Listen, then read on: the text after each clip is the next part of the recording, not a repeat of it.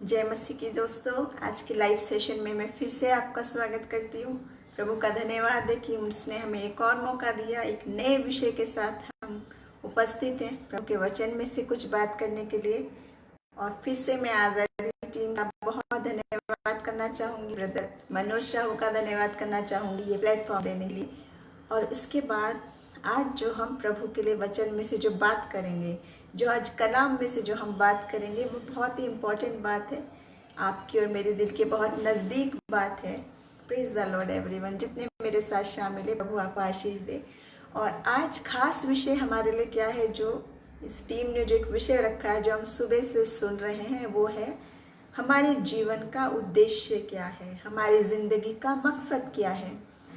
और हम सब जानना चाहते हैं, व्यक्तिगत रीति से हर एक जानना चाहता है। बहुत से लोग पूछताछ कराने लगते हैं कि मुझे मेरे बारे में बताओ, और पत्रियां निकलवाते हैं और जाके पूछते हैं कि मेरा मकसद क्या है, मुझे क्या करना है। लेकिन वचन हमें इस विषय में क्या कहता है, हमारी ज़िंदगी का मकसद क्या है। एक तो बात है कि हर एक के लिए बताया प्रभु ने, सारे विश्वासियों के लिए। और एक बात यह है व्यक्तिगत आपके लिए। जैसे हम देखते हैं बहुत सारे लोगों को कॉलिंग हुई या विज़न हुआ या कुछ बात हुई कि उसको पता चला व्यक्तिगत कि उसके जीवन का क्या मकसद है, प्रभु क्या चाहता है उसके जीवन में। लेकिन यहाँ पे हम वचन में से ही मैं संक्षिप्त रूप से सिर्फ पाँच पॉइंट्स लेकर आपको बताऊंगी वचन में, कि इतनी गहरी बात सिर्फ 5 बातों में ही हम समझ सकते हैं कि आखिर जिंदगी का मकसद क्या होना चाहिए, बाइबल के अनुसार, बाइबल के मुताबिक क्या होना चाहिए। और वचन को देखते हुए हम शुरू करेंगे आज का वचन। तो मैंने देखा, आपको बताना चाहूँगी मैं, कि हम जब देखते हैं कि बहुत सारे मसीही लोगों को हमने देखा है कि हम जीते रहते हैं और ये भूल जाते हैं, मतलब रोज़मर्रा की ज़िंदगी में हम चर्च जा रहे हैं, वास, प्रार्थना, दान, दशमांश, वचन पढ़ा, सब कुछ करते हैं। लेकिन कभी आपने गहराई से सोचा कि मेरी ज़िंदगी का मकसद कहाँ है, मंजिल कहाँ है, करना क्या है मुझे, आखिर जाना कहाँ है। ऐसा नहीं कि जैसे हम रूटीन की तरह एक बंधी हुई है कि घड़ी की तरह सब टाइम टेबल में फिक्स है, इतने बजे उठना है, खाना है, प्रार्थना करनी है और जाना है। जैसे हम रोज़मर्रा के काम करते हैं, ऑफिस के, स्कूल के, रोज़मर्रा की ज़िंदगी में हम जैसे करते हैं, और ज़िंदगी बीतती रहती है और हम अचानक से सुनते हैं कि फलाने की मृत्यु हो गई, उसका एक्सीडेंट हो गया, उसका हार्ट अटैक हो गया, फलाना हो गया। और तब क्या देखते हैं, उसके जीवन का तो उद्देश्य कुछ और था जिसे वो पूरा ही नहीं कर पाया और जान ही चली गई। और इसी प्रकार आप और हम विश्वासी ज़रूर हैं, और हम बिल्कुल रेगुलरली प्रार्थना पढ़ते हैं, वचन ग्रहण करते हैं, चर्च जाते हैं, प्रार्थना सभा अटेंड करते हैं। लेकिन आपसे अगर पूछा जाए आपके जीवन का उद्देश्य क्या है, क्या सिर्फ इतना ही काफ़ी है हमारे लिए या नहीं, या वचन हमें उस विषय में क्या बताता है। आज हम अपने आप को जांचें।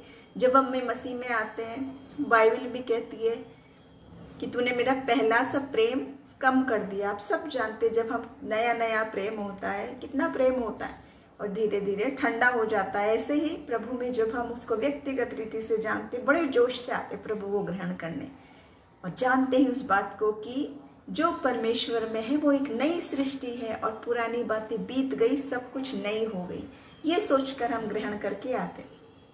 लेकिन धीरे धीरे हमारा प्रेम ठंडा होने लगता है और हम वो सारी चीज़ें करते तो हैं, सारे रूटीन करते हैं, बाइबल पढ़ना, चर्च जाना, उपवास रखना, जितनी बातें बताई है हम सब कुछ फॉलो करते हैं।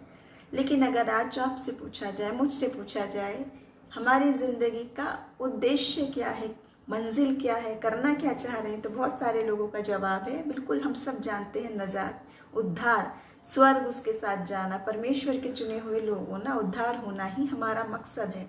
लेकिन वो क्या है, कैसे हासिल किया जाए, रोज़ हम उसको कैसे करें, सिर्फ 5 आसान सी बातों से हम वचन में से ही सीखेंगे। क्योंकि वचन हमको सिखा रहा है ये सारी बातों को, कि हम बिना उद्देश्य के भागे ना। हम सब जानते हैं जब रेस लगती है, गेम्स होते हैं, तो क्या करते हैं, गेट सेट गो बोलते हैं या 1 2 3 बोलते हैं बच्चों को। तो वो पहले तैयार होता है, वो पोजीशन लेता है, फिर क्या करता है, अपनी आँख निगाह वहाँ लगाता है कि मुझे कहाँ तक दौड़ना है, कौन सी चीज़ को छूना है, आखिरी मेरी मंजिल कहाँ है जिसको क्रॉस करके मैं विनर बन जाऊंगा, उसकी निगाह वहाँ रहती है और उसको पूरा प्रोसेस मालूम होता है कि इस रेस को उसको कैसे दौड़ना है और फर्स्ट सेकंड थर्ड आने की, विजय हासिल करने की, वो मंजिल पाने की क्या शर्तें हैं।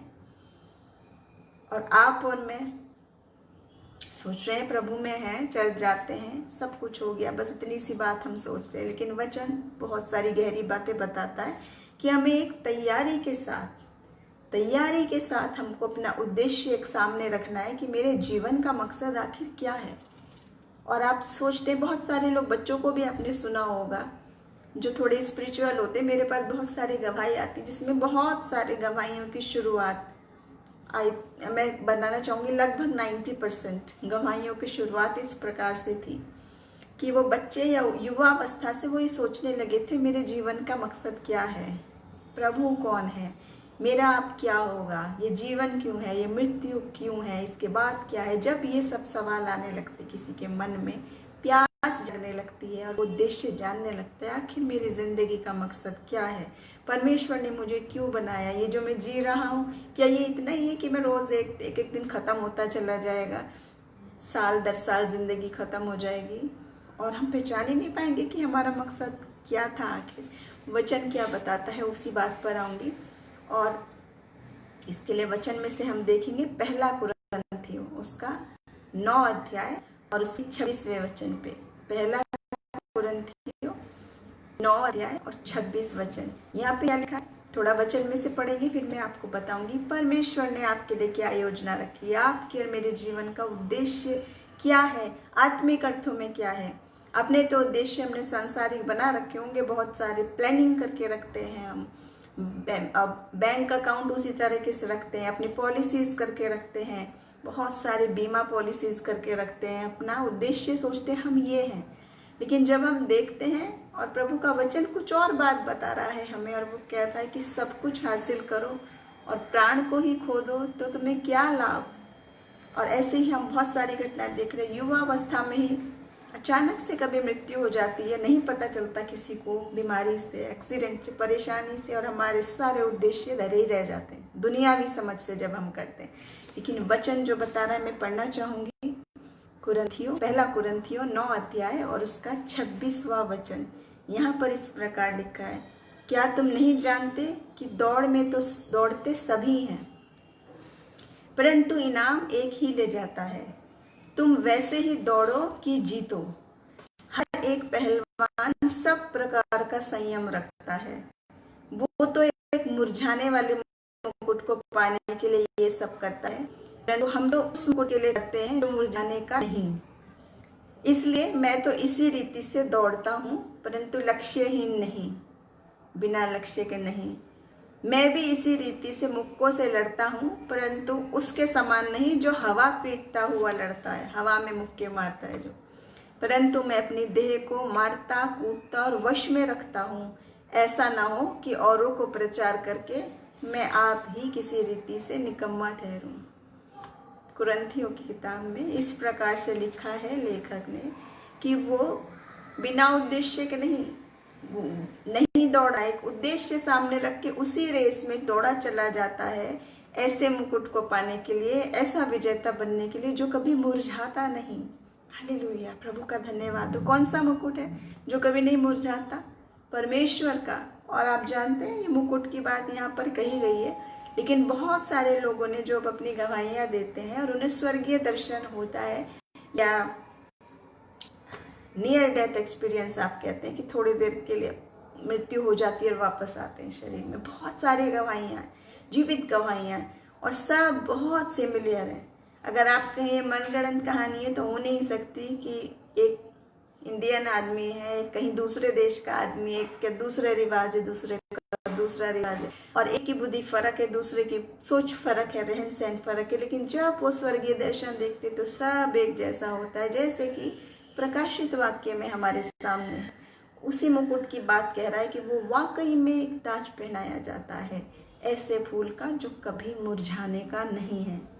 हम सांसारिक जो अचीवमेंट प्राप्त करते हैं वो तो मुरझाने वाले मुकुट हैं जो आज हैं और कल नहीं। और बहुत सारे लोग हमारे सामने हैं जिनके पास धन है, दौलत है, रूप है, रंग है, प्रसिद्धि है, अनगिनत पैसा है, अनगिनत फॉलोवर हैं, लेकिन जीवन नहीं। और जीवन के बाद उनका क्या हुआ कुछ पता नहीं, जानते नहीं वो, उनको भी नहीं पता, ना उनके घर वालों को पता, क्योंकि वो इस सच्चाई को नहीं जाने जो आपको और मुझे बाइबल बता रही है कि हमारे जीवन का मकसद आखिर क्या होना है, क्या मकसद हमें लेके चले। उस दौड़ में तो दौड़ना है, जैसे मैंने अभी आपको बताया, बच्चों को रेस में बिठाते हैं, गेट सेट गो बोलते हैं तो उस पोजीशन में आता है, उस तरफ जाता है, सारी नियम करके वैसी तैयारी के साथ जाता है उस गोल को हासिल करने के लिए। अब आप और मैं भी अगर हम कहें हम इसी प्रकार से हमें दौड़े चले जाना है उस मुकुट को पाने के लिए जो मुरझाने का नहीं, लेकिन उसके लिए हमें क्या करना है, क्या तैयारी करनी है। हर एक चीज़ को जीतने के लिए, हर एक उद्देश्य को पाने के लिए आदमी एक स्ट्रेटेजी बनाता है, एक तैयारी करता है। आप सब जानते हैं, स्कूल में पढ़ने के लिए प्लानिंग करते हो, पढ़ाने के लिए भी टीचर प्लान करता है, लेसन प्लान कि मैं क्या करने वाला हूँ। घर में खाना बनाने तक के लिए पहले औरत प्लान करती है क्या क्या चीज़ें होंगी तब ये चीज़ बनेगी। तो इतनी बड़ी बात के लिए कि आपकी पूरी ज़िंदगी का उद्देश्य क्या है, उसी के लिए अगर हमने प्लान नहीं किया तो हम क्या जी रहे हैं। पे जीवन है कि बस चलते जा रहा है चलते जा रहा है, लेकिन हम सोच भी नहीं रहे। हम मनुष्य हैं, हम जानवर नहीं कि जीते जाएं और सोचे भी ना। और प्रभु का वचन तो कहता है कि प्रकृति भी उसका गुणगान करती है, चिड़िया भी उसकी स्तुति में गाती है, समुद्र की लहरें भी उसका धन्यवाद करती हैं। तो आप और हम जब धन्यवाद करते हैं, जब उसको मानते हैं और उसको ग्रहण कर लेते हैं, तो किस गोल की तरफ आखिर हमें भागना है, कौन सी हमें तैयारी करनी है। और आप और हम सब जानते हैं कि अगर हमें मैराथन की रेस में हिस्सा लेना है तो हम छोटी 100 मीटर वाली रेस की तैयारी नहीं करते, और अगर हमें 100 मीटर वाली रेस में घूमना है तो हम मैराथन की तैयारी नहीं करते। दोनों का तरीका फ़र्क है ना। एक में धीरे धीरे चलना है क्योंकि इतनी देर तक आपको भागना है और आखिरी में अपनी स्पीड बढ़ानी है, और एक में आपको उसी वक्त की स्ट्रेटेजी बनानी है ताकि आप अपना गोल अचीव कर सकें। ये तो सांसारिक दौड़ है, लेकिन आत्मिक दौड़ के लिए, उस मुकुट को पाने के लिए जो मुरझाता नहीं है, कौन हमें रास्ता बताएगा। इस संदर्भ में एक कहानी बताना चाहूँगी, एक गवाही बताना चाहूँगी कि हमें कौन रास्ता बताएगा, अनंत जीवन का रास्ता कौन बताएगा, हमारे जीवन का उद्देश्य क्या है वो कौन बताएगा। आप बहुत सारे लोगों को जानते हैं कि जो अपना फ्यूचर जानने के लिए तरह तरह के लोगों के पास जाते हैं, प्रॉफिट्स के पास जाते हैं, तांत्रिक के पास जाते हैं, तंत्र मंत्र जादू टोने वाले के पास जाते हैं, जो आत्माओं को में करके बताते हैं उनके पास जाते हैं। कितनी ही तरह से आप कोशिश करते हैं कि मेरे जीवन में क्या होगा, ये क्या हुआ, वो क्या हुआ, इसको वश में करने के लिए तरह तरह के आप तरीके आजमाते हैं। ये सब करने के लिए पैसा भी खर्च करते हैं, श्रम भी खर्च करते हैं, पापों में फंस जाते हैं, लेकिन मसीह पास नहीं आते। उसी संदर्भ में मैं कहानी बताऊंगी कि एक पास्टर थे, वो परमेश्वर से प्यार करते थे, उसके पीछे चलते थे, और एक बार उनके एक करीबी मित्र ने उससे कहा कि भाई तुम ये सारे जीवन की बात, हर सवाल जवाब, हर रास्ते उनसे क्यों पूछते रहते हो, यीशु मसीह मुझे ये बताओ वो बताओ, हर समय प्रार्थना में पूछते हो, खुद क्यों नहीं कुछ डिसीजन लेते, खुद क्यों नहीं कुछ करते, किसी और से क्यों नहीं पूछते, अपने किसी घर के बड़े से क्यों नहीं पूछते, किसी और धार्मिक गुरु से क्यों नहीं पूछते, क्यों ये प्रार्थना हर समय करते रहते हो। तो उन पास्टर ने सोचा मैं जवाब तो दूंगा इनको, लेकिन उन्होंने सोचा कि मैं उचित वक्त पर उचित तरीके से जवाब दूंगा। तो कुछ दिनों बाद उन्होंने रोज मिलते थे, बातचीत होती थी, तो उन्होंने एक बात में बात शुरू करी पास्टर साहब ने, और उन्होंने उस मित्र से बात करते करते बताया, ये सच्ची गवाही है। और उन मित्र ने कहा कि ऐसा है, एक बार मैं कहीं जा रहा था अपने घर की तरफ, अपने पुराने गांव में मेरा घर है, मैं वहां जा रहा था, और गाड़ी नहीं मिलने से कुछ दूरी मुझे पैदल चलने लगा। आगे जाके मुझे कंफ्यूजन हो गया कि मैं किस तरह मुड़ूं।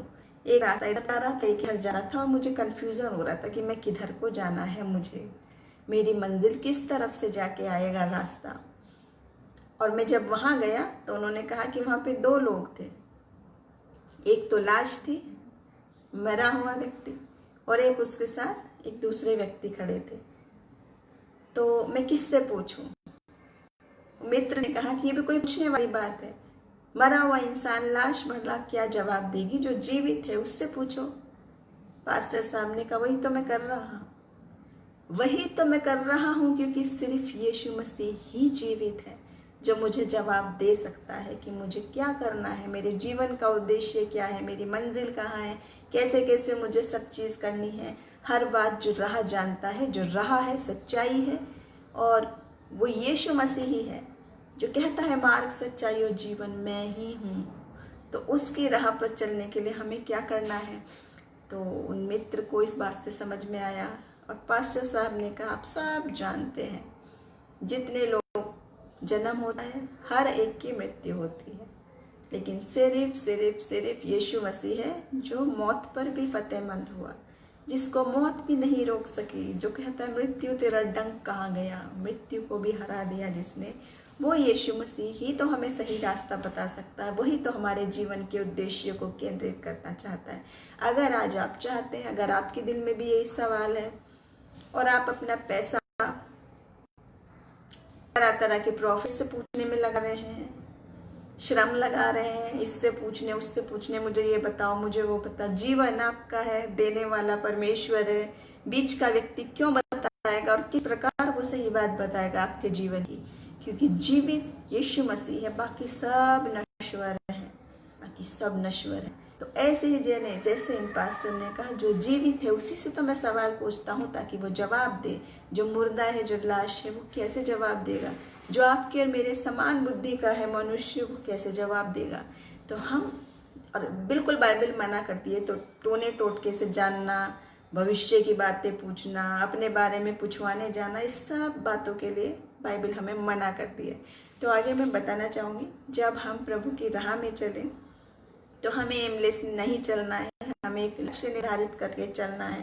लेकिन वो लक्ष्य क्या है आपके जीवन के लिए, मेरे जीवन के लिए, परमेश्वर की क्या योजना है।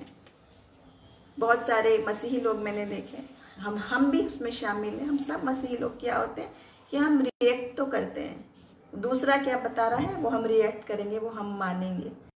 चर्च क्या बता रहा है, चर्च के अगुवा क्या बता रहे हैं, यूथ मिनिस्टर क्या बता रहा है, वो तो हम ग्रहण कर लेते हैं, मान लेते हैं कि ये सब लोग हमें ये बता रहे हैं।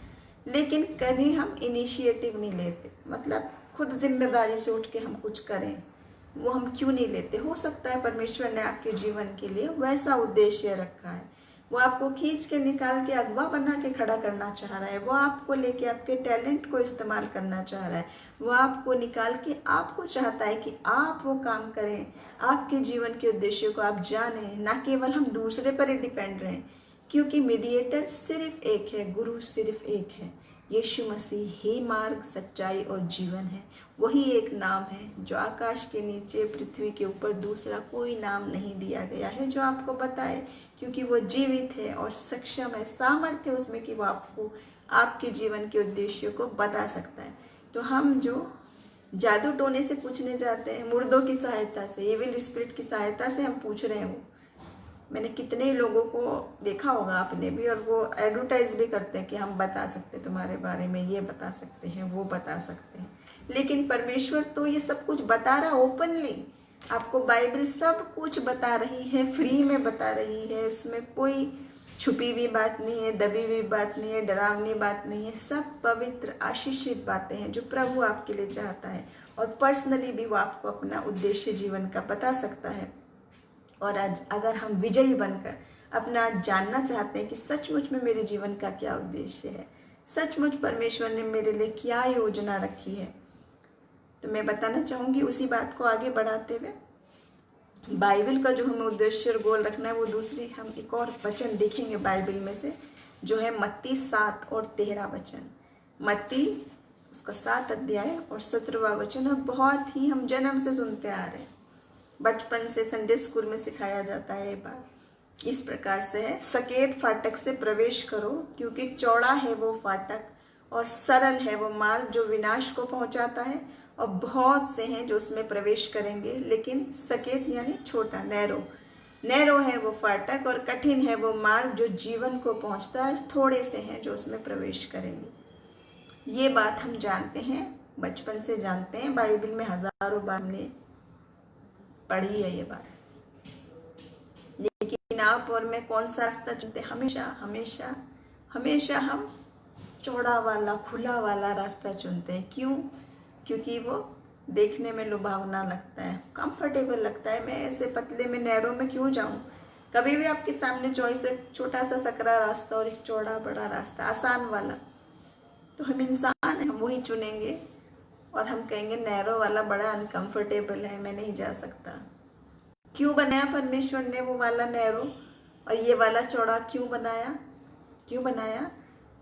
ताकि जब सकरे में से हम गुजरते हैं, खुद को नम्र करके, सर झुका के, नम्रता के साथ जब प्रवेश करते हैं, स्ट्रगल से गुजर के, खुले खुले में तो सब चल देते हैं, आसान है। और वो चौड़ा जो रास्ता है वो विनाश को जाता है, जिसके लिए आज आपके दोस्त कहते हैं कि क्यों तुम अपनी ज़िंदगी के मज़े नहीं ले रहे?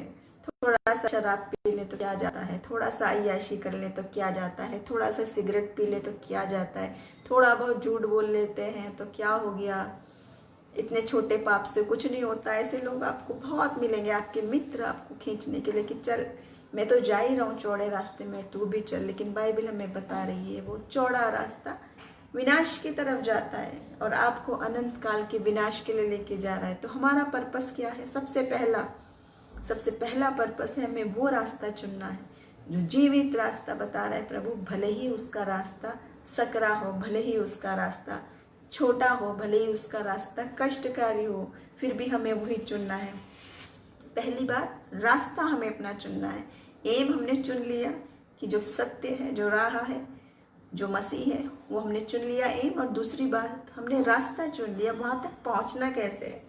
जैसे हर रेस में बच्चों को हम तैयार करते हैं, ऐसे ही अपनी ज़िंदगी के उद्देश्य के लिए, अपने पर्पस को पाने के लिए, अपने गोल को पाने के लिए हमें एक प्लान बना के, एक स्ट्रेटेजी बना के चलना है, जो हमें खुद बाइबल ही बता रही है। हमें बताने ढूंढने की ज़रूरत नहीं, क्योंकि बाइबल ही हमें वो बात बता रही है। और दूसरी बात मैं पढ़ूंगी, दूसरा पॉइंट इस वचन में मिलता है हमें, 2 कुरिन्थियों और उसका 5 अध्याय और उसका वचन 8 से 10 में मैं आपके सामने पढ़ूंगी। उसके बाद इस विषय में मैं बताऊंगी आपको गवाहियों के साथ। इसमें इस प्रकार लिखा है, इसलिए हम ढाढ़स बांधे रहते हैं, यानी हौसला रखे रहते हैं, और देह से अलग होकर प्रभु के साथ रहना और भी उत्तम समझते हैं, हम इससे। इस कारण हमारे मन की उमंग ये है कि चाहे साथ रहें, चाहे अलग रहें, पर हम उसे भाते रहें, क्योंकि अवश्य है हम सब का हाल मसीह के न्याय आसन के सामने खुल जाएगा। हम सब का हाल मसीह के न्याय सिंहासन के आगे खुल जाएगा कि हर एक व्यक्ति अपने अपने भले और बुरे कामों का बदला जो उसने देह के द्वारा किया है पाए। 2 कुरिन्थियों 5, 8 से 10 इतनी स्पष्ट बात बता रहा है कि हम चाहे जो भी रहें, जहाँ भी रहें, हम उसको भाते रहें। आपने गाना भी सुना होगा ये, चाहे जहाँ भी रहें उसको हम भाते रहें, आज का दिन यहोवा ने बनाया। ये गीत इसी बात पर आधारित है कि वो कह रहा है कि हम जहाँ भी रहें, जिस भी हाल में रहें, उसे भाते रहें। कि आज हमारे जीवन के कुछ पक्ष ऐसे हैं, हमारी जिंदगी के कुछ चैप्टर ऐसे, हर एक के अगर कोई कहता नहीं है तो वो झूठ बोलता है। बाइबल ऐसा कहती है, अगर जो कहे मैंने कुछ गुनाह नहीं किया आज तक, तो वो झूठ बोलता है। बाइबल हमें ये बात कह रही है, क्योंकि हर किसी ने गुनाह किया है। हम स्वभाव से गुनहगार है इंसान। लेकिन यहाँ पे कह रहा है एटलीस्ट हम जहाँ भी रहें उसको भाते रहें। अब जो आपकी ज़िंदगी की, आपके दिल के कुछ दरवाजे, कुछ कमरे ऐसे हैं जो लॉक्ड हैं, अंधेरे में, गुनाह से बंद हैं, सब जानते हैं उस वचन को। प्रभु यीशु मसीह क्या कहते हैं, मैं तेरे दिल के द्वार पर खड़ा खटखटाता हूँ, ताकि जो मेरे लिए खोलेगा, मेरा आवाज़ सुन के मैं उसके साथ आऊँ और उसके साथ संगति करूँ। लेकिन यहाँ कुछ अलग बात हम देख रहे हैं कि हमारे कुछ कमरे, हमारे दिल की कुछ बातें, हम सारे कमरे नहीं खोलते परमेश्वर के लिए। चलो ठीक है, हमने अपना दिल खोल दिया, प्रभु को आने दिया, लेकिन फिर भी हर किसी की ज़िंदगी में आप चेक करें अपने को, हर एक को, जो कुछ भी, जितने दुनिया में प्राणी, कहीं ना कहीं हमारे दिलों में जो हम कह रहे हैं हमने दिल प्रभु के लिए खोला, जो प्रभु कह रहा है दिल के दरवाजे पे खटखटा रहा, आने तो दिया उसको, लेकिन एक कमरा लॉक करके रखा हुआ है। जो गुप्त पापों का है, जो गुप्त बुराइयों का है, चाहे वो छोटी हो चाहे वो बड़ी हो। अवश्य चेक करें आप, हम भी अवश्य कुछ बात ऐसी जो सिर्फ हम जानते हैं, हमने अपने दिल में वो बंद करी हुई रखी है, लेकिन यहाँ स्पष्ट ये बात कह रही है, हम सबका हाल, सबका मसीह के न्याय आसन के सामने खुल जाएगा। हर एक व्यक्ति अपने अपने भले और बुरे कामों का बदला जो उसने देह के द्वारा किया है पाए। आपने ये गाना भी सुना होगा ना, खुल जाएंगी किताबें जब भी हिसाब होगा, इंसाफ का तराजू यीशु के हाथ होगा। तो यहाँ पे मतलब ये नहीं है कि ये डराने के लिए कुछ बात की जा रही है, बल्कि ये इनकरेज करने के लिए की जा रही है, क्योंकि मसीह का प्यार है, बार बार बुलाता है पापियों को भी माफ़ करने के लिए, गुनहगार को भी उठाने के लिए। और वचन हमें बार बार बताता है डॉक्टर की, वैद्य की ज़रूरत किसे होती है? बीमार को होती है, भले चंगों को नहीं होती।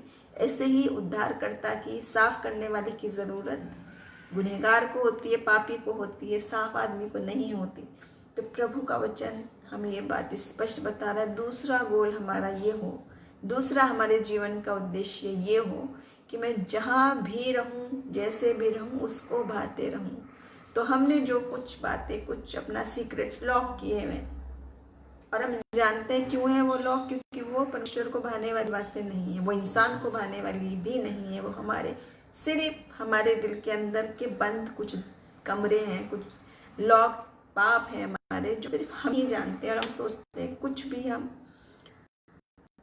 ही जानते हैं और हमारे साथ चले जाएंगे। लेकिन यहाँ तो बात है कि हमारी हर बात का लेखा जोखा खुल जाएगा परमेश्वर के न्याय सिंहासन के सामने। बाइबल ये बात बता रही है कि उस समय हम ये ना सोचें कि मुझे तो पता नहीं थी ये बात, ये उद्देश्य तो मेरा था ही नहीं। हम सोचे, मैं तो सोचा मेरा ही उद्देश्य है कि मैं में आ गया, हमने बपतिस्मा ले लिया, मेरे प्रभु के बचन पढ़ रहा हूँ, आशीर्वाद दे रहा हूँ, चर्च जा रहा हूँ, तो यही बात है।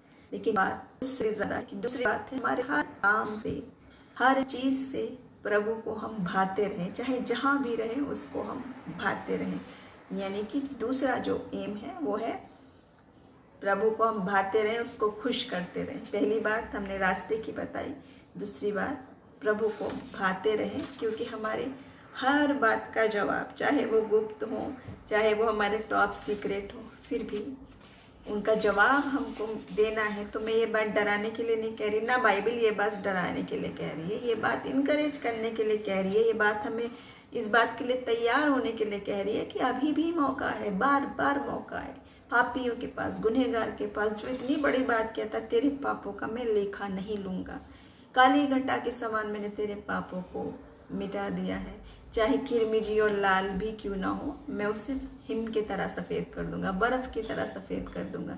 अगर आज हमारे ज़िंदगियों में हमारे दिल के दरवाजे कहीं लॉक्ड हैं, पाप की गुप्त बातें जो सिर्फ हम ही जानते हैं, फिर भी आज उन तालों को खोलें, परमेश्वर को अपने हृदय में आने दें और उससे पूछें अपने जीवन का मकसद। और उसका मकसद कितना भला मकसद है, जो आपकी सोच विचार से परे, कि वो गुनाह के अंधेरे में से निकाल के रोशनी में ऊंचे स्थान पर ले जाना चाहता है, अपमान के बदले दुगना आदर देना चाहता है, घृणित जीवन से, गंदे जीवन में से निकाल के आशीषित जीवन, आत्मिक आशीषों का जीवन, ऐसी आशीषें जिनके बारे में हम आगे देखेंगे, जो प्रभु ने आपके लिए रखी है, जो आपके जीवन का उद्देश्य होना चाहिए, जिसे आप जानते नहीं, जिसे आपने चख के नहीं देखा, उसे चख के देखिए। आत्मिक खजाने प्रभु आपको देना चाहता है, वो खजाने जो आप अपनी बुद्धि और सामर्थ्य से पा नहीं सकते, वो खजाने जो आप कितनी भी संपत्ति लगाएं खरीद नहीं सकते, वो खजाने जो आपसे कोई चुरा नहीं सकता, वो सारी अनमोल बातें, स्पिरिचुअल ब्लेसिंग्स प्रभु ने आपके लिए रखी है।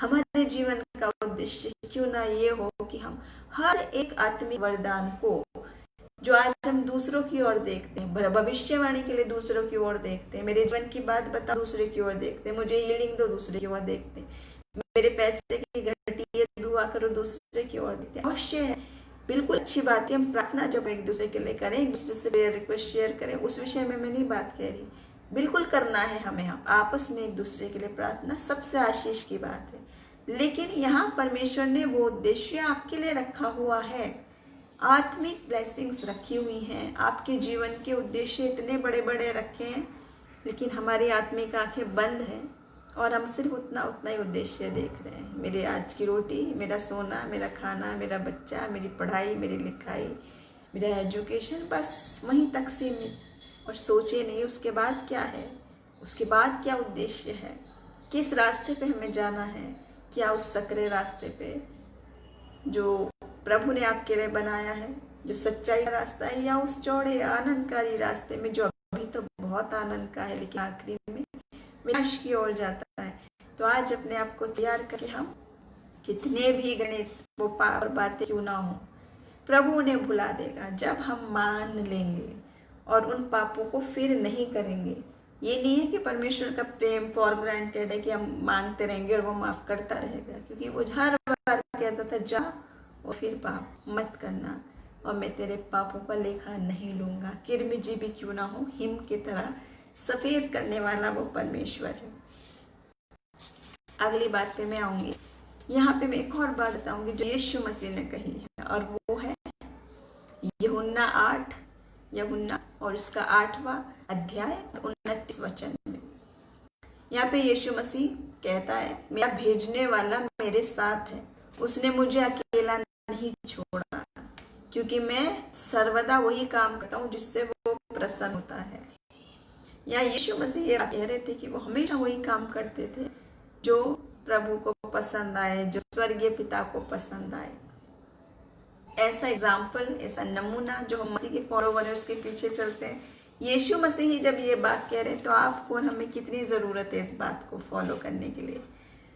और जैसे मैंने अभी आपको बताया कि जब हमें कोई डिसीजन लेना होता है, जब हमारे सामने कुछ फैसले की घड़ी आती है या हम पे कोई विपत्ति आती है, तो पहले भी मैंने बताया अभी, और वो बहुत ही इम्पोर्टेंट मैसेज वो सब के लिए जो हम बहुत ही फॉर ग्रांटेड देते। मैंने मसीह लोगों को भी सुना, कहते हैं कि इस बीमारी का इलाज सिर्फ ऐसे ही जादू टोने से होता है, कुछ बीमारियां हैं जो सिर्फ इसी से ठीक होती हैं, कुछ शैतानी शक्तियां वो सिर्फ इसी से ठीक होती हैं। और प्रॉफिट्स के बाद पूछने जाते हैं अपने भविष्य की बातें, अपने विज़न की बातें, और बाइबल मना कर रही है इस बात को, क्योंकि सबका जीवन नियंत्रण में रखने वाला, सबके लिए उद्देश्य बनाने वाला, सबके लिए योजना बनाने वाला एक ही प्रभु है, और उसने एक ही रास्ता तैयार करा है आपके और मेरे लिए। तो हमें उसी पर चलना है। और दूसरी बात मैंने बताई थी कि हम वही काम करें जिससे परमेश्वर प्रसन्न हो। और इसी के बारे में एक और हम वचन में से देखेंगे, एक्ट्स की किताब में प्रेरितों के काम 24 अध्याय और 15 से 16 वचन। यहाँ पे एक और ख़ास बात हम जानने को मिलती है। यहाँ पे ऐसे लिखा है बाइबल में, और परमेश्वर से आशा रखता हूँ जो वे आप भी रखते हैं कि धर्मी और अधर्मी दोनों का जी उठना होगा। धर्मी और अधर्मी दोनों का जी उठना होगा।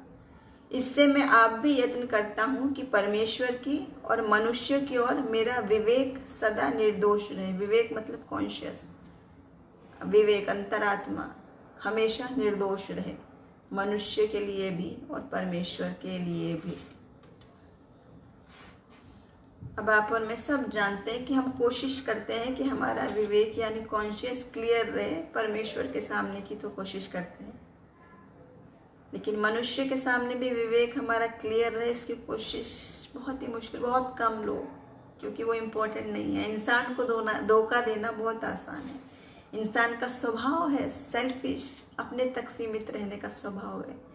तो जब हम अपने उद्देश्य की बात करते हैं तो हम सोचते हैं ऐसे न तैसे, जैसे भी जो मैं चाहता हूँ, जो मेरे जीवन का उद्देश्य है, जो मेरी मंजिल है, वो मुझे हासिल हो जाए बस, चाहे किसी को गिरा के, चाहे अनुचित तरीके से, चाहे जैसे भी। और फिर प्रभु के सामने कोशिश करते हैं कॉन्शियस क्लियर रखने की, लेकिन मनुष्य के सामने नहीं।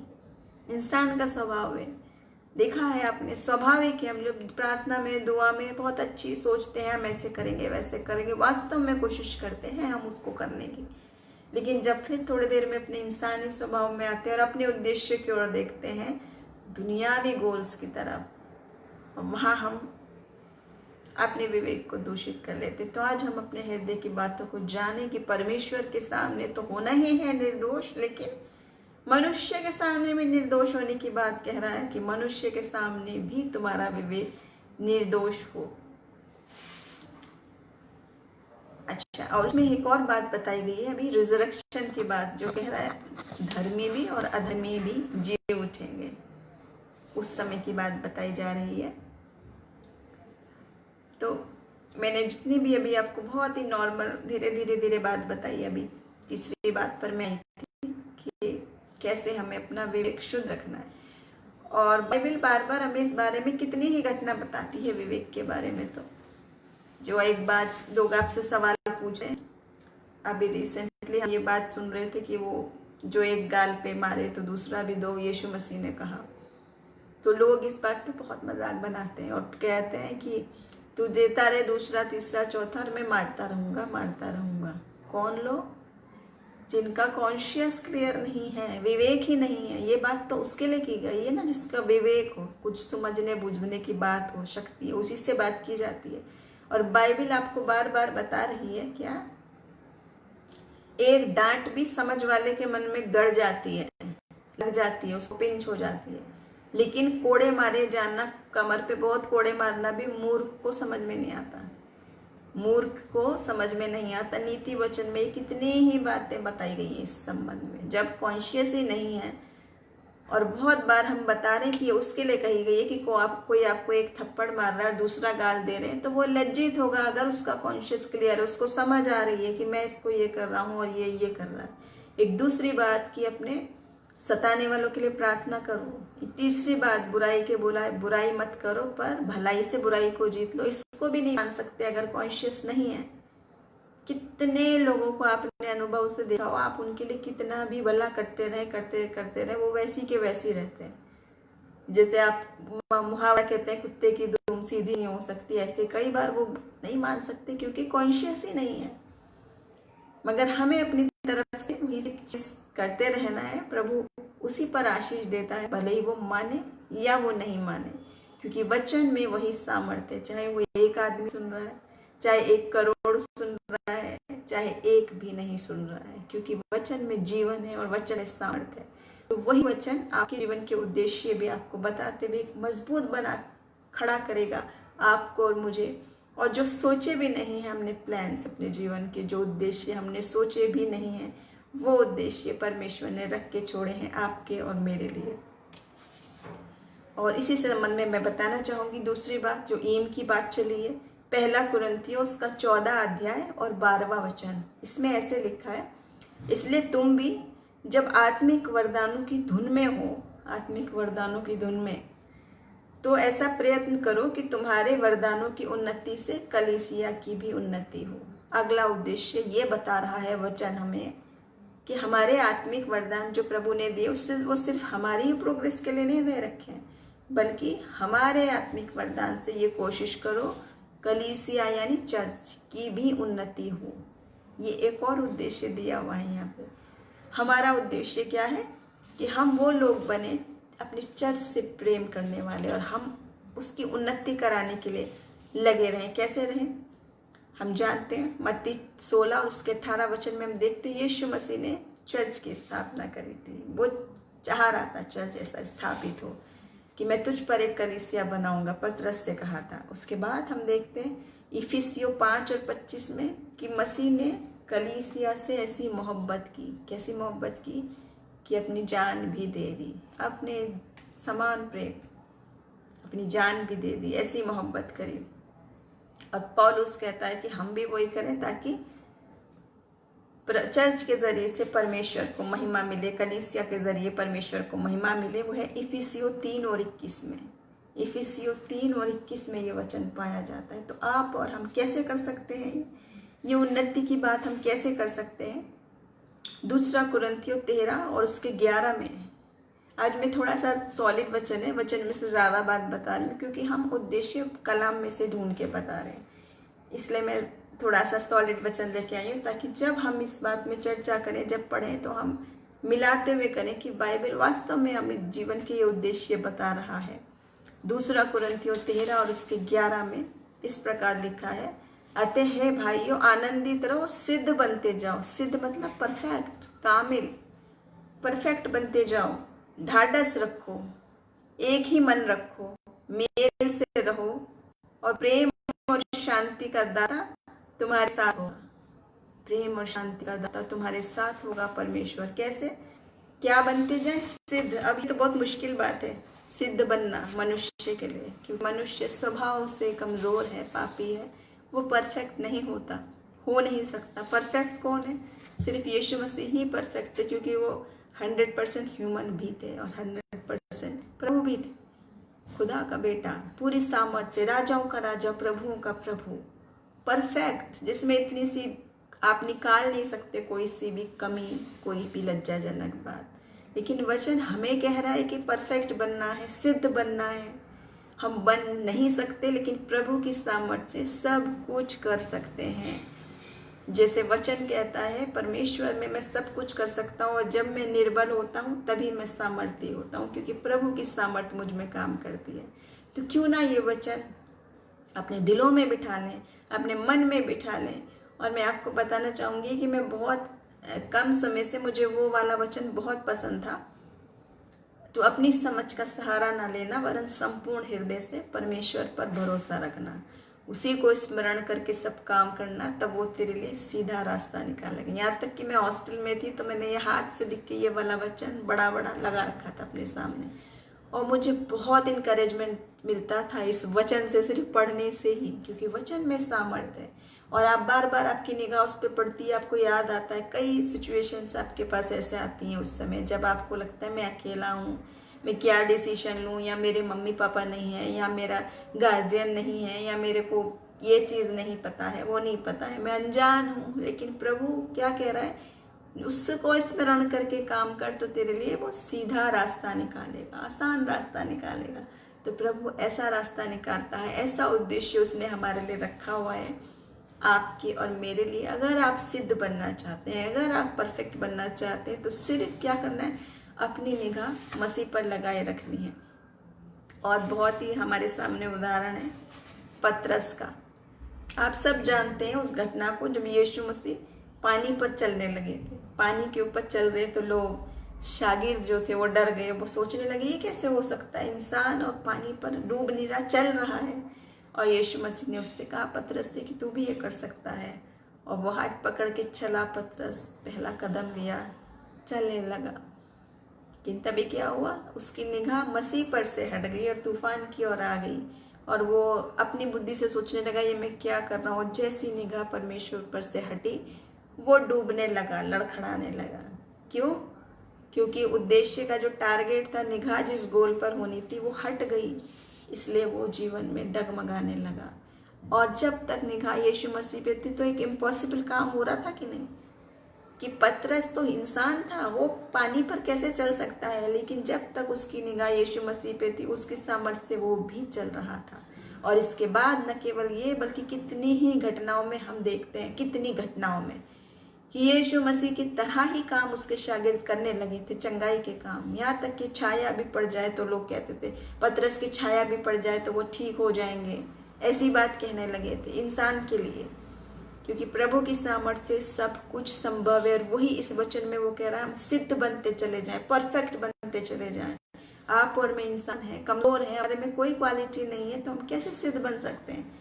लेकिन यीशु मसीह आपको वो सामर्थ्य देगा, वो आपको वो स्पिरिचुअल वरदान देगा। अगर आप भी चाहते हैं, अगर आप भी चाहते हैं कि आपके पास वो आत्मा के वरदान हो, बड़े बड़े वरदान हो, कि आप प्रार्थना करें बड़ी बड़ी बीमारियों से चंगाई मिले, आप प्रार्थना करें और लोग कैंसर से, एड्स से और असंभव बीमारियों से चंगाई पाए, तो ये संभव है और हो रहा है आज की तारीख तक। कितनी ही गवाहियाँ हम रोज देखते हैं, रोज सुनते हैं, आपके सामने लाते हैं, ढूंढ ढूंढ के लाते हैं।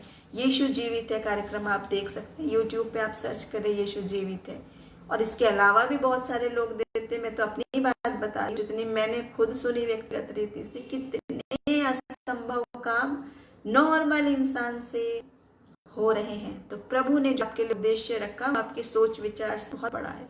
के देखें, परख के देखें, मांग के देखें, ट्राई करके देखें, एक बार कोशिश करें प्रभु से जानने की कि मेरे जीवन का उद्देश्य परमेश्वर क्या है।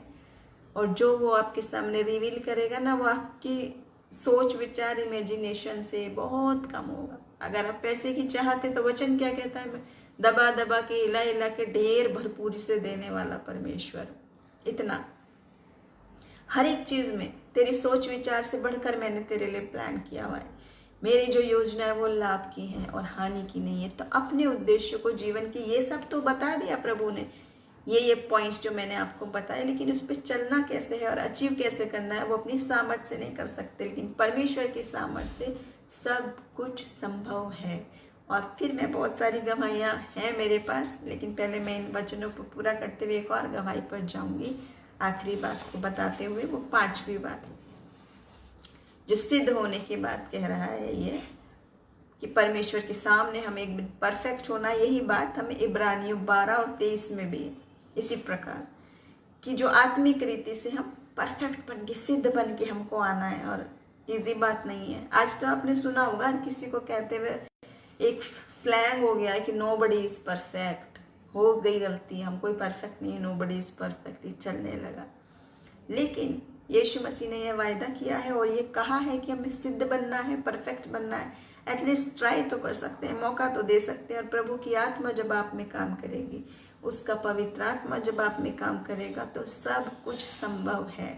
कितने सारे उदाहरण हमारे सामने, जैसे अभी मैं बात बता रही हूँ पतरस की, कि एक वक्त उसी ने डर के मारे कह दिया मैं यीशु मसीह को नहीं जानता, इनकार कर दिया, और वही पतरस आगे इतने बड़े बड़े चमत्कार कर रहा है, इतने बड़े बड़े, वर्णन से बाहर, और आखिरी तक जान देने तक विश्वासी रहा उसके बाद पतरस, क्योंकि वो अपनी सामर्थ्य नहीं कर रहा था, परमेश्वर की आत्मा से प्रेरित होकर वो ये काम कर रहा था। आप और हम भी बहुत सारी चीज़ें अपने से नहीं कर सकते। जैसे मैं बता रही हूँ वो नीति वचन, उसमें 3 में ये इस प्रकार है, अपनी समझ का सहारा ना लेना, संपूर्ण हृदय से, आधे हृदय से नहीं, संपूर्ण हृदय से उस पर भरोसा रखना। तब क्या होगा, तुम्हारे लिए सीधा रास्ता निकाले।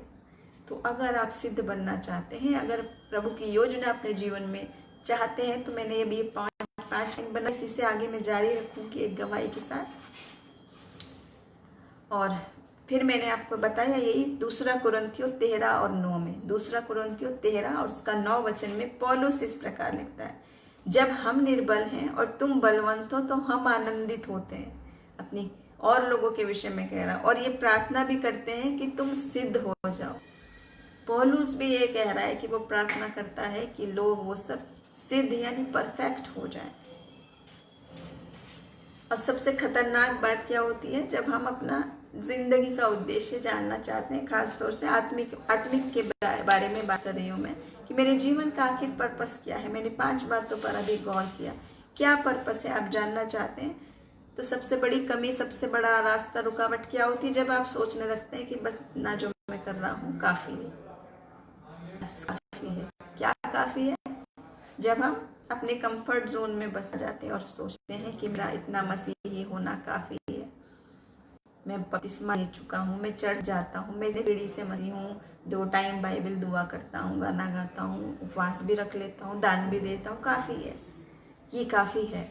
लेकिन आप सिद्ध नहीं हुए, परफेक्ट नहीं हुए, आप ये अपने जीवन के उद्देश्य करे ही नहीं, ये आत्मा की जो वरदान दिए यूज़ ही नहीं किए आपने। मैं बार बार बता रही हूँ, जब हम स्कूल में होते हैं, कितने विषयों के आप थ्योरी भी करते हैं, प्रैक्टिकल भी करते हैं, तभी उसमें पास होते हैं, तभी उसको करना जानते हैं, हर एक चीज़ में, न केवल स्कूल में। मैं बात करूँ जो अनपढ़ लोग हैं वो भी, आप किसी को बताते रहो, औरत को भी कि रोटी ऐसी बनती है, ऐसे गूंदते हैं, ऐसे बेलते हैं, ऐसे करते हैं, तो वो कैसे आएगा जब तक करेगा नहीं। आप जिंदगी भर बताते रहो, यूट्यूब में भी दिखाते रहो उसको, जब तक वो करेगा, पहली बार में खराब रोटी बनेगी, दूसरी बार में जली हुई बनेगी, मोटी बनेगी, कुछ ना कुछ होगा बेलने में, जलने में, कुछ ना कुछ प्रैक्टिकली। आप सोचिए इतनी छोटी बात के उदाहरण में भी कि सिर्फ बोलने से उसको नहीं आएगी रोटी बनानी जब तक वो नहीं बनाएगी। ऐसे ही आत्मिक वरदान है। हम क्यों अपनी भविष्यवाणी के लिए दूसरे से पूछें, हम क्यों अपने घर की चंगाई के लिए दूसरे की ओर देखें, क्यों दूसरे की ओर देखें, जब यीशु मसीह मीडिएटर खुद हमारे साथ है, खुद मेल मिलाप कराने वाला हमारे साथ है, जिसके नाम में जो कह रहा है, मेरे नाम से जो कुछ मांगोगे हो जाएगा, जो मैं करता हूँ तुम वही करोगे, उससे भी बड़ा काम करोगे। तो आज मैं चाहती हूँ अपने जीवन का उद्देश्य, एम बड़ा रखें। लोग हंस सकते हैं, लोग कह सकते हैं ये तो इतनी बड़ी चीज़ कैसे मांग रहा है, इम्पॉसिबल बात, क्यों मांग रहा है, क्यों नहीं मांगे, क्योंकि आप जिससे मांग रहे हैं वो राजाओं का राजा है, प्रभुओं का प्रभु है। आपने देखा, आप जिससे मांगते हैं उसकी हैसियत के मुताबिक मांगते हैं ना। उधार भी मांगने जाते हैं, जॉब भी मांगने जाते हैं, कंपनी के नाम के अनुसार आपको जॉब मिलती है। किसी आप सहायता मांगने जाते हैं तो उम्मीद करते हैं जिस स्टेटस का आदमी उतना ही देगा।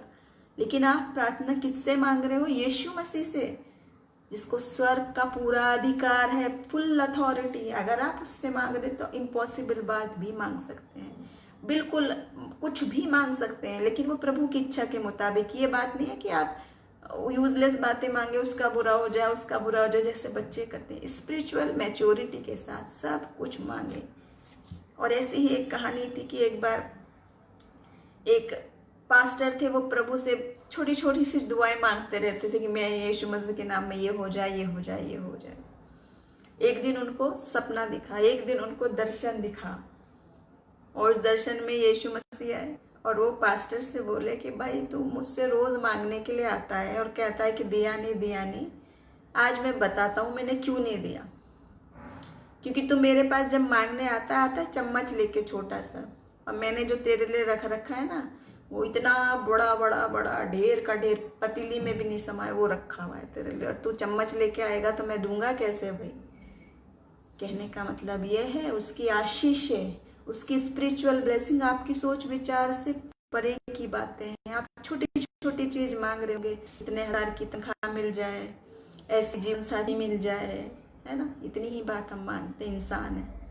लेकिन क्या पता वो आपको क्या देना चाह रहा है, कितनी बड़ी आशीष जिसे कोई खरीद नहीं सकता, जिसे कोई चुरा नहीं सकता। आत्मा के वरदान देना चाहता है, सेल्वेशन देना चाहता है, शांति देना चाहता है, वो वरदान देना चाहता है। स्वर्ग की कुंजियां, आप यहाँ बैठे स्वर्गीय दर्शन देखें, वो भी वो आपको देना चाहता है। उसका वायदा है कि वो अंत के दिनों में बहुतायत से देखेगा, युवा दर्शन देखेंगे, भविष्यवाणी करेंगे, अंत दिनों में मैं अपना आत्मा बहुतायत से उंडेल लूंगा। अगर आप सोच रहे हैं इम्पॉसिबल है, मेरे लिए नहीं हो सकता, मैं अयोग्य हूँ, जान के देखें, चक्के देखें, उससे मांग के देखें, इंसान से नहीं। सीधे डायरेक्ट पहुंच करें। जो यीशु मसीह कह रहा है कि तू मेरे सामने मांग रहा है, मैं क्यों नहीं दे रहा, क्योंकि जितना दे रखा वो तेरे चम्मच में कहाँ समाएगा। जो चम्मच लेके आ रहा है मेरे को मांगने इतना सा कि ये दे दो, इतना छोटी छोटी छोटी चीजें मांग रहे हैं। अब प्रभु देना चाह रहा है, क्या क्या देना चाह रहा है, क्या वायदा किया, मैं तुम्हें अपना उत्तराधिकारी, वारिस बना रहा है। आज संसार में, दुनिया में संपत्ति के लिए लड़ाई झगड़े हो रहे हैं, जायदाद के लिए। भाई भाई को वारिस नहीं देख सकता, पिता बेटे, आप कहते मैं संपत्ति से बेदखल कर दूंगा संसार की लड़ाई में। लेकिन वो यीशु मसीह राजाओं का राजा, प्रभुओं का प्रभु, संपूर्ण वैभव में फुल अथॉरिटी है, जिसके जो कह रहा है आकाश और पृथ्वी टल जाए मेरा वचन नहीं टल सकता। आसमान के नीचे पृथ्वी के ऊपर कोई और नाम नहीं दिया गया। उस पावरफुल नाम से अगर आप मांग रहे हो तो जरा उसी तरह की चीज, दमदार सी चीज भी तो मांगनी है ना हमने। वही तो बात नहीं करनी कि वो प्रभुओं का प्रभु आपको पूरा भंडार खजाना इतना देना चाह रहा है। क्या कह रहा है वचन, आप देखें, इतना दूंगा कि रखने के लिए जगह नहीं होगी, दोनों हाथों से बांटो पर खत्म नहीं होगा। वो तो वो देना चाह रहा है, और आप लटके हो छोटी सी इतनी सी चीज मांगने, मुझे ये दे दो प्रभु, ये दे दो। आज मांग के देखें, अपने एम्स को बड़े करके, अपने हौसलों को बड़ा करके, क्योंकि वो आपका पिता है, आप उसके पुत्र और पुत्री हैं।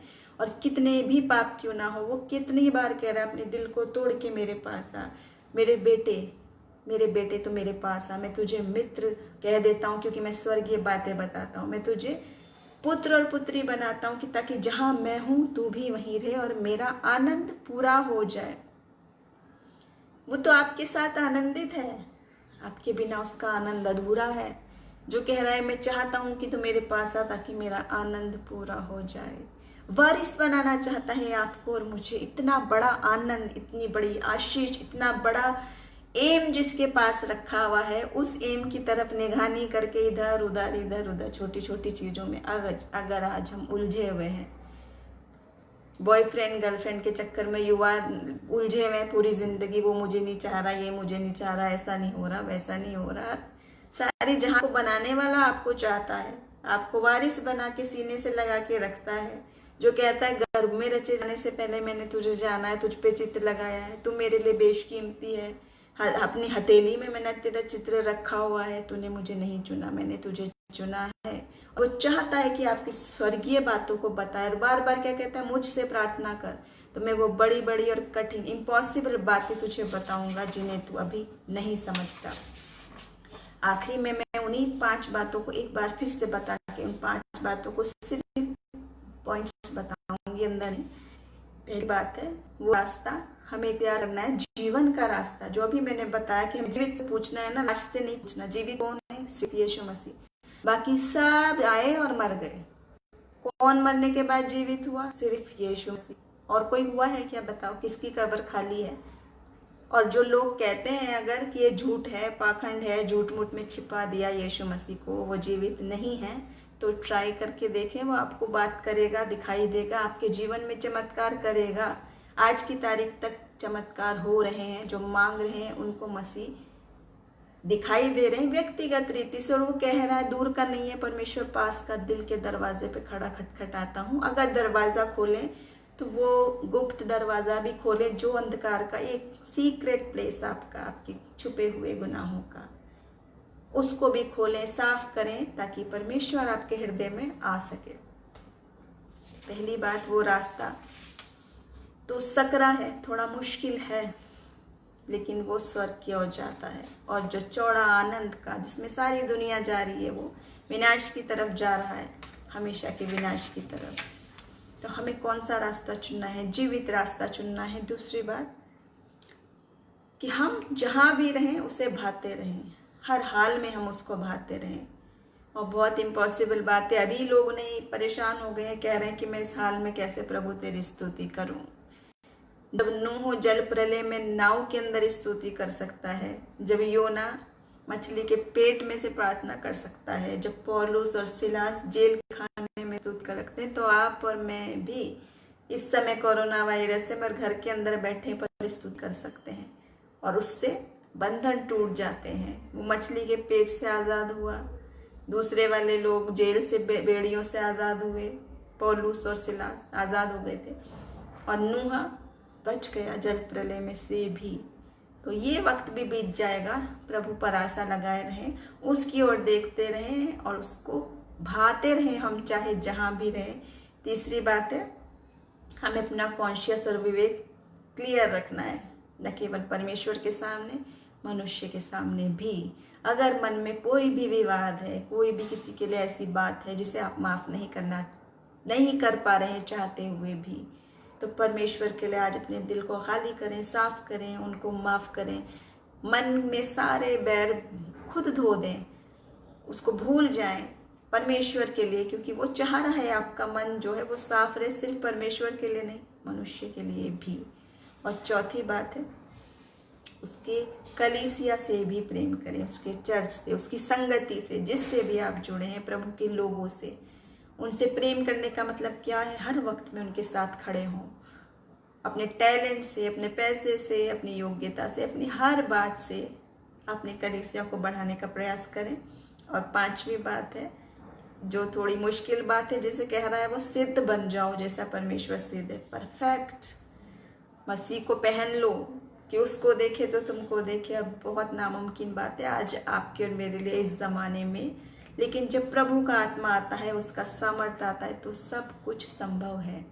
और आखिरी में मैं ख़त्म करते हुए यही बात के साथ ख़त्म करूँगी, अगर आप चाहते हैं कि आपका स्पेसिफिक, सिर्फ आपका जीवन का उद्देश्य क्या है, परमेश्वर आपको बताए कि आपको क्या करना है, करियर के बारे में या कोई और चुनाव के बारे में या किसी भी संदर्भ में आपकी बात है, तो वो सीधे परमेश्वर से मांगे, सीधे उससे प्रार्थना करें, और वो आपको बताएगा। उसका वायदा है, क्योंकि वो हमारा मीडिएटर है। यीशु मसीह के नाम में हर बात हाँ में और आमीन में पूरी होती है। तो आज के इस वचन के जरिए प्रभु आप सबको आशीष दे। और आखिरी में मैं जितनी भी कमेंट्स हैं, जितनी भी बातें हैं, वो बाद में देखते हुए आपको उनके विषय में कमेंट करेंगे, या कोई प्रेयर रिक्वेस्ट है तो वो भी आप पोस्ट कर सकते हैं। मगर मैं इनकरेज करना चाहूँगी आप कि सीधे डायरेक्ट अपनी पहुँच परमेश्वर पर रख के उससे मांगें, इम्पॉसिबल बातों को, बड़ी बड़ी चीज़ों की आशा करें, छोटी छोटी नहीं, छोटी झोली फैला कर नहीं जाए, क्योंकि वो आपको अपरंपार आशीष देगा, स्पिरिचुअल ब्लेसिंग देगा जो आपने सोची भी नहीं। दुगना देने वाला परमेश्वर। वो क्या कहता है, एक तरफ से मांगेगा मैं 3 तरफ से दूंगा, ऐसा परमेश्वर। मांग के देखिए, चके देखिए, और मैं रिक्वेस्ट करूंगी आने वाले दिनों में, मैं बिल्कुल मुझे विश्वास है कि मैं नई गवाहियाँ सुनूंगी आपके बीच में से ही कि परमेश्वर ने आपके जीवन में कैसे काम किए। प्रभु आप सबको आशीष दे। जय मसीह की।